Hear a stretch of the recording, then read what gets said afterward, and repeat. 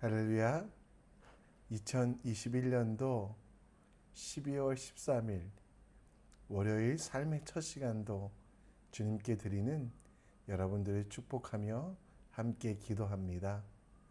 오늘도 세상의 지혜가 아니라 하나님께서 부어주시는 은혜로 능력으로 살아가는 우리 모두 되길 간절히 축원합니다.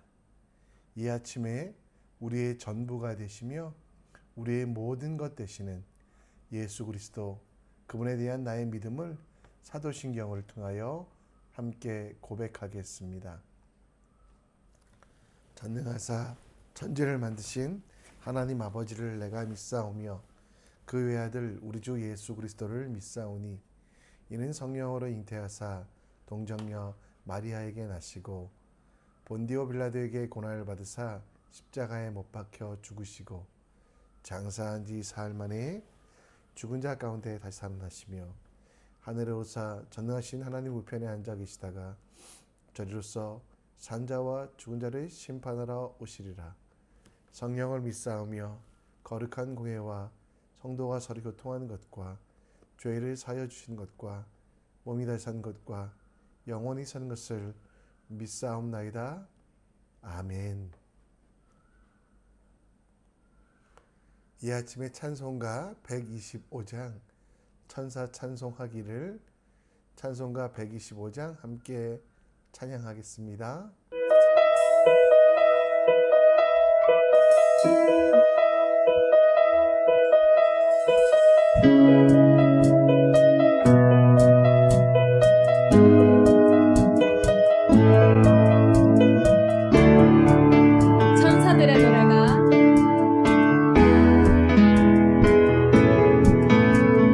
천사들의 노래가 하늘에서 들리니 산자들이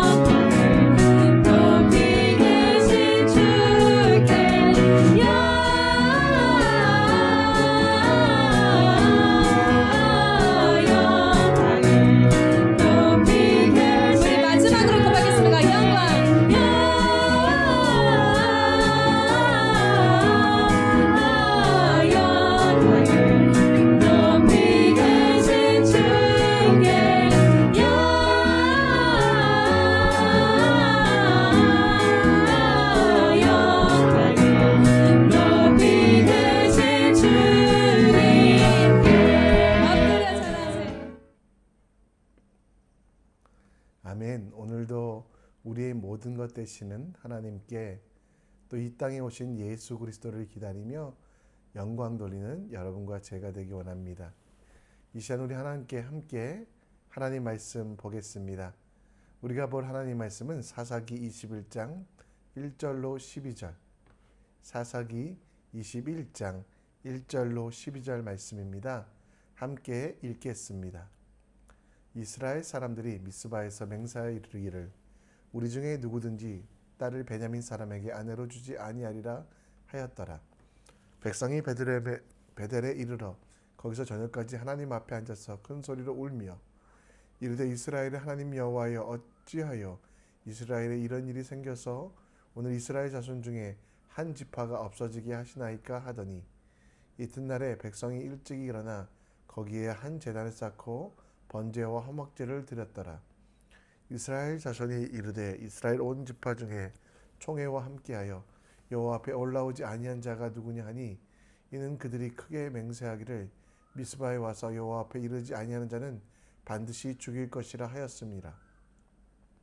이스라엘 자손이 그들의 형제 베냐민을 위하여 뉘우쳐 이르되 오늘 이스라엘 중에 한 지파가 끊어졌도다. 그 남은 자들에게 우리가 어떻게 하면 아내를 얻게 하리요? 우리가 전에 여호와로 맹세하여 우리의 딸을 그의 아내로 주지 아니하리라 하였도다. 또 이르되 이스라엘 지파 중 미스바에 올라와서 여호와께 이르지 아니한 자가 누구냐고 본즉 야베스 길리앗에서 한 사람도 진영에 이르러 총회에 참여하지 아니하였으니 백성을 계수할 때에 야베스 길리앗 주민이 하나도 거기 없음을 보았음이라. 회중이 큰 용사 12,000명을 그리로 보내매 그들에게 명령하여 이르되 가서 야베스 길리앗 주민과 부녀와 어린아이들을 칼날로 치라.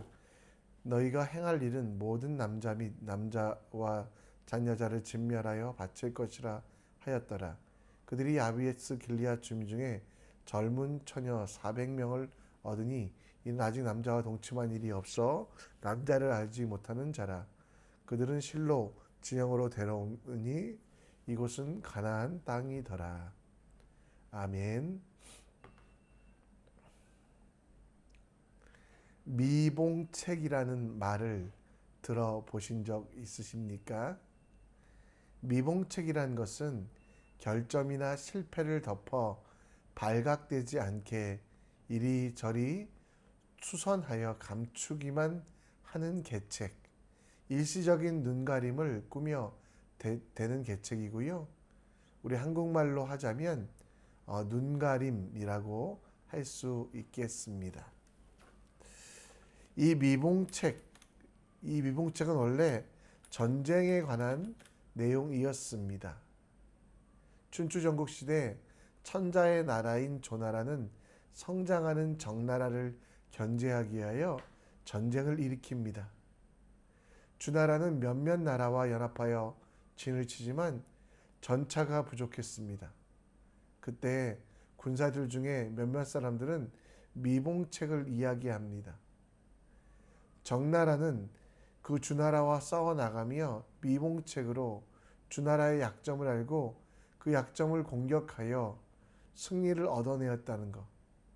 그때 그 전차가 부족한데 그 전차가 진짜처럼 보이게 하기 위하여 그리고 부족한 그 전차 사이사이에 사람들을 넣어서 그곳에 마치 전차가 많은 것처럼 보이지만 정나라는 그것을 미리 알고 공격하여 주나라를 이겼다는 것. 그래서 눈가림만 하는 것은 진짜 승리의 이유가 될 수 없다라고 하는 것이 바로 미봉책의 유래입니다. 오늘 우리가 읽은 사사기 21장에는 이스라엘 총회, 이스라엘 백성들이 모여 하나님께 기도하지 아니하고 한 결정들, 곧 미봉책이 나옵니다. 그들은 베냐민과의 전쟁에서 승리하였지만 복수심 때문에 베냐민 자손 모두를 죽여버립니다. 25,000명 중에 600명만 남아 도망 다니는 상황이 되었습니다. 우리가 어제 읽었던 말씀 가운데 보면 베냐민 사람들 중에 600명만 광야로 도망하였고 림몬 바위라고 하는 곳에 이르러 넉 달 동안 숨어 지내고 있는 상황이라고 합니다. 도대체 왜 이렇게 되었을까요? 복수에서 시작되었지만 그러나 그것이 온전한 전쟁이 되지 아니하고 그리고 베냐민 집합뿐만 아니라 다른 이들을 끊임없이 죽이고 살육하는 미봉책만이 이스라엘 백성에게 남아 있었고 그 미봉책은 더 큰 환란을 더 큰 아픔을 가져오는 것을 봅니다. 오늘 우리도 살아가면서 사람들과의 관계 속에 하나님과의 관계 속에 또 내게 맡겨진 책임과 의무 속에 미봉책으로 대충 덮어두고 살아가고 있지 않습니까? 겉으로는 보이지 않지만 안심하고 오래 지나지 않아서 썩게 된 것들에 내 모든 것들을 맡기고 있지 않습니까? 화려해 보여도 더러운 냄새가 나고 거룩하지 않는 것들에 미봉책으로 의지하고 바라보고 있지 않습니까? 문제와 다툼의 본질을 해결하고 정말 그것들을 완전히 도려내는 것이 아니라 겉으로만 덮어두려고 하는 이스라엘 백성들의 삶처럼 우리도 미봉책으로 살아가고 있지 않은지 우리 모습을 돌아보기 원합니다. 이스라엘 백성들은 문제의 해결을 미봉책으로 눈가림으로 끝냅니다. 베냐민 지파의 전쟁을 치른 이후에 본인들이 저지른 학살들에 대하여 반상 없이 길르앗 야베스 주민이 총회에 참여하지 않았다는 이유로 그들과 전쟁하고 그들에게 12,000명의 정예 병사를 보내 그들을 죽이고 400명의 처녀를 납치해 베냐민 지파와 결혼시키겠다라고 백성들의 통곡, 백성들의 아픔은 기억하지 아니하고 단지 눈에 보이는 것만 해결하려고 하는 그런 일들을 하게 되고 있습니다. 오늘 말씀 12절 말씀에 나오는 대로 야베스 길리앗 주민 중에 젊은 처녀 400명을 얻었으니 라고 되어 있습니다. 여러분, 눈에 보이는 차라리 이런 미봉책을 쓰지 않고 이스라엘 백성들이 또 베냐민 지파가 자기들 속에서 있는 죄를 회개하고 하나님께 나아가고 하나님의 방법, 하나님의 길을 물었다면 오히려 야베스 민족에 대한 학살도 백성들의 눈물도 더 이상 없었을 것입니다. 물론 제사를 지내지 않았다는 이유 그리고 이스라엘 백성들의 총회에 참석하지 않았다는 이유로 길르앗 야베스 사람들은 벌을 받아야만 하지만 그러나 이스라엘 백성들은 여호와의 총회에 모였던 어리석은 자들은 사실 그것 때문이 아니라 자기들의 죄를 덮는 자기들의 잘못함을 덮기 위하여 길르앗 야베스를 베냐민 지파를 그렇게 죽일 필요가 없었고 베냐민 지파의 모든 이들을 끔찍하게 살해할 필요가 없었지만 그 복수에 그리고 그 잔혹한 일들에 대한 미봉책으로 길르앗 야베스를 희생시키고 있는 것입니다. 오늘도 세상을 살아가는 우리 속에 또 가정 속에 살아가는 우리가 관계에 어려움이 있을 때 미봉책으로 해결하려고 합니다. 우리 속담 속에 눈 가리고 아웅하듯이 베냐민에게 결혼할 여인을 데려다 주기만 하면 끝이라고 생각하는 미봉책.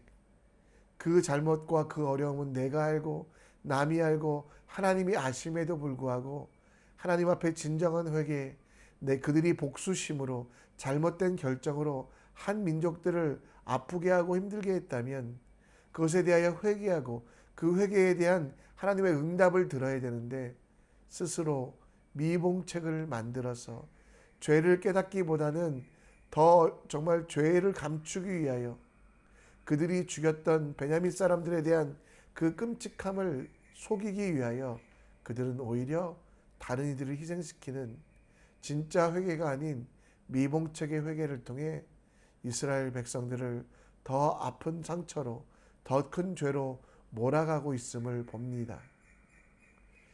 여러분, 우리도 혹시 이렇게 미봉책으로 하나님을 속이고 이웃을 속이고 나를 속일 수 있다라고 생각하십니까? 그런데 여러분, 혹시 여러분들이 잘못한 것들이 있다면, 실수한 것들이 있다면 미봉책으로 덮으려고 하지 마시고 전공법으로 나가시기 바랍니다.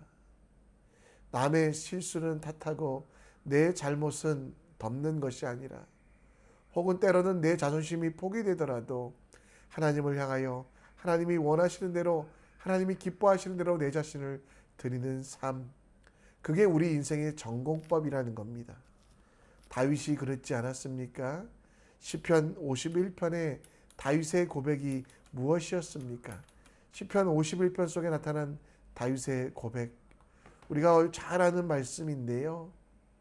하나님이여 내 속에 정한 마음을 창조하시고 내 안에 정직한 영을 새롭게 하소서. 정결한 마음을 달라고 하며 그는 기도하였습니다. 그리고 그 기도를 하나님이 응답하시고 다윗의 삶을 바꾸어 주셨다는 것. 오늘 혹시 여러분, 우리의 실수를 깨닫거든, 우리의 어려움을 깨닫거든, 우리의 잘못을 깨닫거든, 사람을 속이고 하나님을 속이고 이웃을 속이는 것이 아니라 하나님 앞에 담대히 나아가 주여 내 속에 정한 마음을 창조하시고 내 안에 정직한 영을 주사 하나님께 고백하여 미봉책으로 더 어려운 길로 가지 않게 하시고 실패의 길로 가지 않게 하시고 승리의 길로 나아가게 하겠다고 기도하는 우리 모두가 되길 간절히 축원합니다. 오늘 여러분 6절 말씀에 보면 이스라엘 백성들의 실수가 계속해서 반복되고 있음을 봅니다. 6절 말씀에 보면 어쩌면 긍정적인 단어처럼 보입니다. 이스라엘 자손이 그들이 형제 베냐민을 위하여 뉘우쳐 이르되 오늘 이스라엘 중에 한 지파가 끊어졌도다. 뉘우침이란 단어는 회개라는 단어로도 바꿀 수 있는데요. 이스라엘 여호와의 총회, 하나님의 백성의 총회에 모인 이들은 뉘우치고 있다라고 말하고 있습니다. 그런데 여러분, 그 뉘우침이 온전한 뉘우침일까요? 제가 여러 번 말씀드렸지만 뉘우침은 돌아서는 구체적인 행동의 결단이 있어야만 합니다. 그리고 그 구체적인 행동의 결단에 있어서 가장 중요한 것은 사람들의 행동의 양식이 아니라 사람들의 삶의 방향성, 곧 이전에 대한 반성이 아니라 앞으로 하나님에 대하여 절대적으로 신뢰하며 하나님을 향하여 서 있는 것이 바로 뉘우침, 그리고 하나님을 향하여 믿음의 한 발을 떼는 실제적인 헌신이 변화가 뉘우침이라는 것입니다. 그런데 이스라엘 백성들은 그 뉘우침이 하나님을 향한 뉘우침이 아니라 자기들 마음속에 있는 불편함만 덜고 싶은 마음, 자기들이 잘못한 것들을 가리고 싶은 마음 때문에 이미 베냐민 지파 전체를 600명만 남기고 죽였을 뿐만 아니라 이제는 길르앗 야베스 사람들도 죽이려고 하는 그런 잘못된 일들, 거룩한 시도도 없고 다시 이전과는 다르게 나아가려고 하지도 않고 여전히 악으로 죄로 나아가는 어리석은 모습들이 봅니다. 우리도 살다 보면 신앙생활 하기에 회개란 것들을 합니다. 물론 우리의 큰 죄는 예수 그리스도께서 오셔서 우리의 모든 죄를 사하셔서 영생을 얻게 하셨지만, 그럼에도 불구하고 우리는 회개를, 우리가 매일매일 주님 앞에서 내 모습을 돌아보고 뉘우쳐야만 합니다. 근데 그 뉘우침이 감정의 영역에서 끝나서는 안 됩니다. 미안한 마음으로 혹은 내 모든 것들을 감추고 싶은 마음으로 미봉책으로 끝나는 게 아니라 지금까지 내가 살아온 악의 길에서 돌아서 하나님을 향한 길로 나아가는 것입니다. 진짜 뉘우침은 회개의 감정, 곧 감정의 영역이 아니라 내 모든 것들을 깨닫고 내 잘못함을 알아 다시 옛날로 돌아가지 않는 것, 하나님께서 내 삶을 바꾸어 주시는 그 힘의 능력에 내 자신을 맡겨 다시 옛날로 돌아가지 아니하고 하나님 뜻대로 살아가는 것이 우리가 해야 될 일이라는 것입니다. 그냥 알므로 감정으로 끝나는 것이 아니라 내 지, 정, 의, 곧 내가 암과 내 느낌과 감정들 그리고 내 삶의 결단 모든 것들이 주님을 향하여 서도록 맡겨드리는 것이 바로 우리가 해야 될 일이라는 것입니다. 고린도후서 10장 15절에는 이렇게 이야기합니다. 사도 바울은 그들에게 자랑하는 것이 아니라 그들에게 믿음이 자랄수록 우리의 규범을 따라 너희가 가운데서 더욱 풍성하여지기를 바라니라. 진짜 회개에 대하여 진짜 믿음에 대하여 그렇게 이야기하며 이제는 하나님의 백성으로 돌아오고 하나님이 원하시는 대로 진정한 뉘우침을 하라고 이야기합니다. 오늘 여러분, 하나님께서 여러분에게 떠오르시게 하는 뉘우침이 있다면 그랬구나 아는 것으로 끝나지 않기 원합니다. 내가 잘못했구나 미안함으로 끝나지 말고요.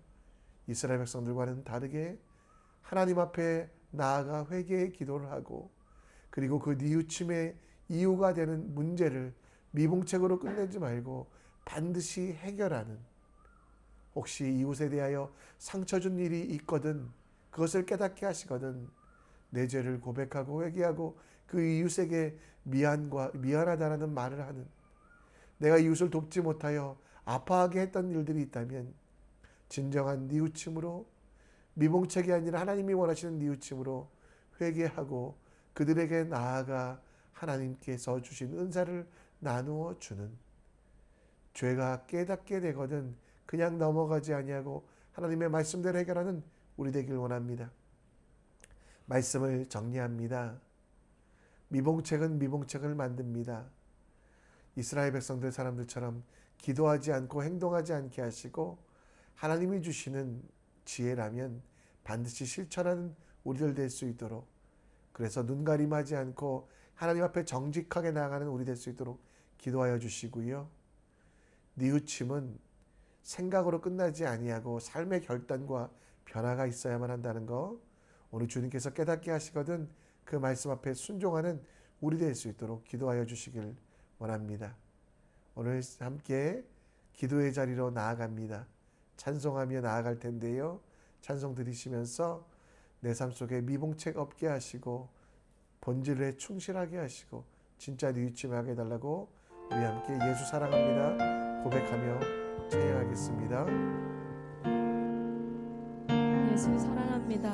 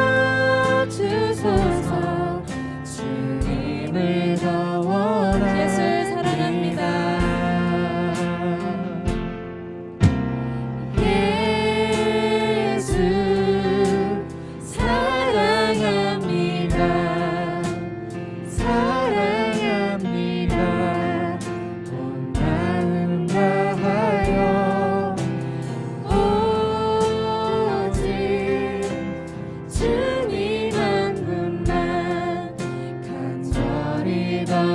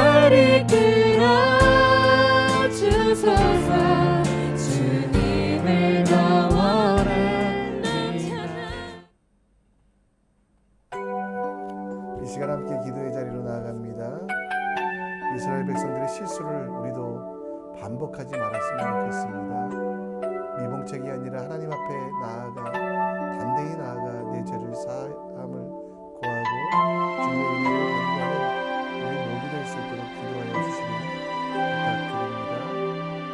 그 진짜 뉘우침